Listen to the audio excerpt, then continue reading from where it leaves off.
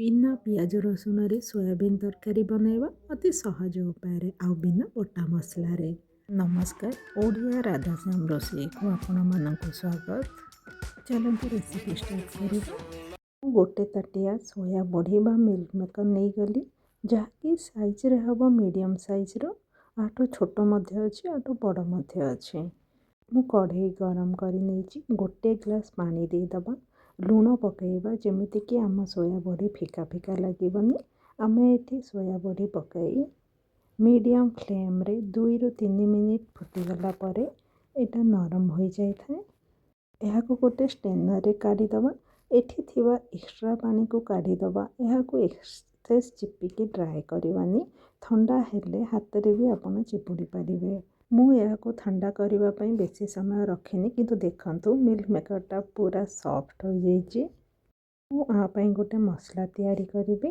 गोटे चम्मच दे देवी काश्मीरी लाल मिर्च पाउडर, हाफ चम्मच हळदी गुंड, हाफ चम्मच कला लूण, हाफ चम्मच गरम मसला आउ किछि कसूरी मेथी को हाथ रे क्रश करिकी पकई दबा। लास्ट रे मु एथिरे ऐड करिबी गोटे बड़ चम्मच रिफाइन तेल।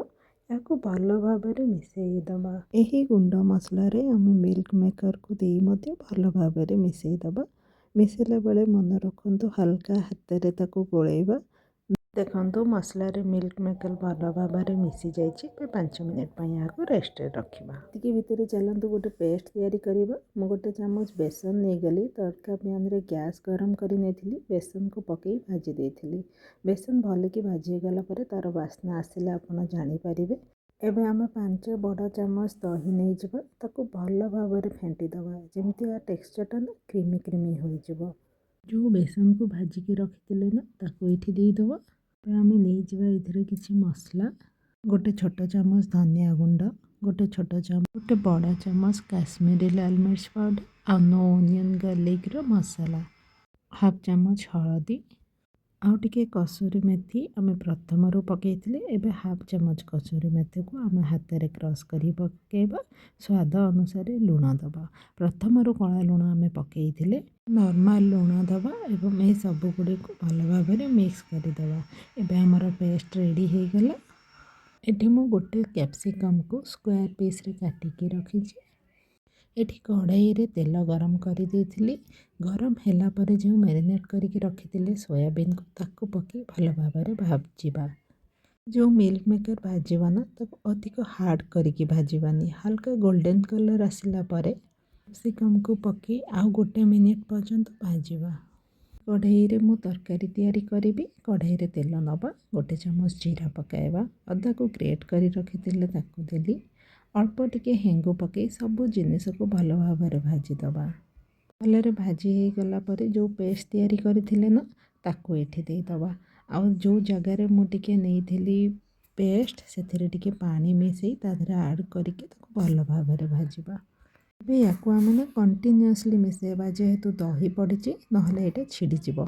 ता छडा आमे एथिरे बेसन पकईचंती बहुत जल्दी बहलिया हो जाए।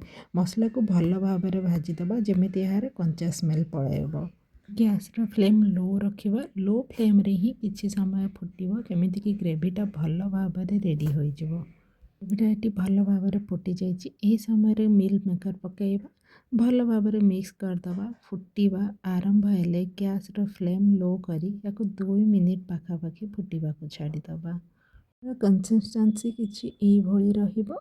तरकार टेस्ट बढ़ाइबा पई मु एठी बटर पकेबी। गरम मसला पकेइली।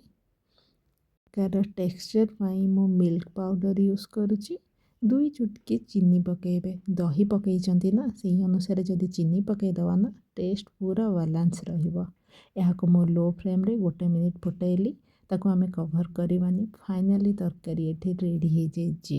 वीडियो आपण मानको भलो लागुथिले लाइक शेयर कमेंट करबा को भूलिबानी।